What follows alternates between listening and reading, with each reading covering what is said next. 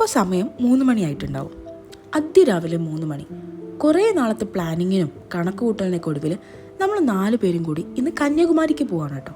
4 പേരെന്ന് പറയുമ്പോൾ ഞാനുണ്ട്, മാഡിയുണ്ട്, റോഷനുണ്ട്, റേച്ചലുണ്ട്. ഇനി ഇവരൊക്കെ ആരാന്ന് നിങ്ങൾക്ക് അറിയില്ലെങ്കിൽ ജസ്റ്റ് എൻ്റെ ഇതിന് മുന്നേ ഉള്ള വീഡിയോസൊക്കെ ഒന്ന് എടുത്ത് കാണട്ടോ. അപ്പം മനസ്സിലാവും ഇവരൊക്കെ ആരാന്ന്. എൻ്റെ കുട്ടിക്കാലത്തൊക്കെ ഞാൻ ഏറ്റവും കൂടുതൽ ഫാമിലി ആയിട്ട് വിസിറ്റ് ചെയ്തിട്ടുള്ള സ്ഥലം ചിലപ്പോൾ കന്യാകുമാരി ആയിരിക്കും കേട്ടോ. കാരണം നമ്മൾ ട്രിവാൻഡ്രത്ത് നിന്ന് ഏകദേശം കഷ്ടിച്ച് 100 കിലോമീറ്റേഴ്സിനകത്താണ് കന്യാകുമാരിയിലേക്കുള്ള ഡിസ്റ്റൻസ് വരുന്നത്. അപ്പോൾ അതുകൊണ്ട് നമുക്ക് അത്രയും എളുപ്പമായിരുന്നു.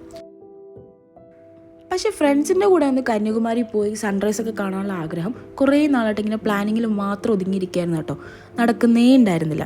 ഇപ്പോഴും നമ്മൾ 4 പേര് പോകുമ്പോൾ ഇനിയും കൂടെ വരാനുള്ള കുറേ പേര് അവരവരുടെ ബിസി കാര്യങ്ങൾ കാരണം അവിടെ നിൽപ്പുണ്ട്, വരാൻ പറ്റാണ്ട് നിൽക്കുന്നുണ്ട്. പക്ഷെ നമുക്ക് ഇനി ലേറ്റായ ഇതിങ്ങനെ ലാഗടിച്ച് പോകത്തേ ഉള്ളൂ എന്ന് വിചാരിച്ചിട്ട് അവസാനം നമ്മൾ കന്യാകുമാരിയിലേക്ക് ഇറങ്ങി തിരിച്ചിരിക്കുകയാണ്.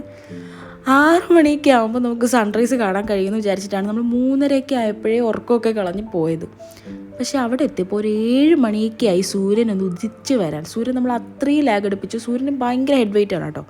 നമ്മൾ മാത്രമല്ല ആ പുറകെ നിൽക്കുന്ന അക്കണ്ട ജനങ്ങളെ അത്രയും സൂര്യൻ കാത്തു നിർത്തി കേട്ടോ ഒരു 7 മണി വരെ.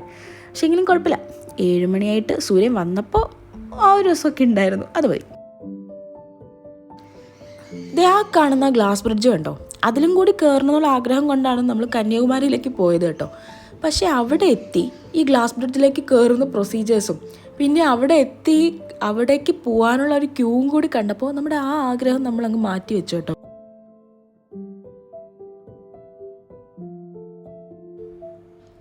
ഈ കാണുന്ന ജനങ്ങളെ കണ്ടോ, ഇത് വെറുതെ ഇവിടെ കൂടി നിൽക്കുന്നതല്ല കേട്ടോ. ഇതൊക്കെ ഗ്ലാസ് ബ്രിഡ്ജിലേക്ക് പോകാൻ വേണ്ടിയിട്ട് ഫെറിയിൽ ബോട്ട് വെയിറ്റ് ചെയ്ത് നിൽക്കുന്ന ആൾക്കാരാണ് കേട്ടോ. അത് നമുക്ക് അവിടെ എത്തിയപ്പോഴാണ് മനസ്സിലായത്. ഇത് കണ്ടതോടുകൂടി നമുക്ക് ഈ ഗ്ലാസ് ബ്രിഡ്ജ് എന്നുള്ള ആഗ്രഹം നമ്മൾ തൽക്കാലത്തേക്ക് വേറൊരു ദിവസത്തേക്ക് മാറ്റി.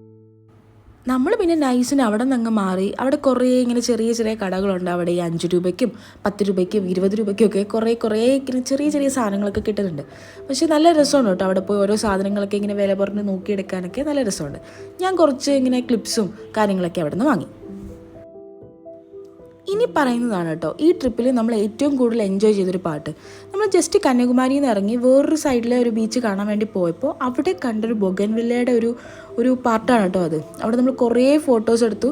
അതൊക്കെ ഞാൻ എൻ്റെ ഡീറ്റെയിൽ ആയിട്ട് പറയുന്നതാണ് കേട്ടോ ആ സ്ഥലത്തിനെ പറ്റിയിട്ടൊക്കെ. പിന്നെ നമ്മൾ പോയത് ഈ വിൻഡ് മില്ല് കാണാൻ വേണ്ടിയിട്ടാണ് കേട്ടോ. ഇത് തോവാളോ അങ്ങനെ എന്തോ പറയുന്നൊരു സ്ഥലത്തേക്കാണ് നമ്മൾ പോയത്.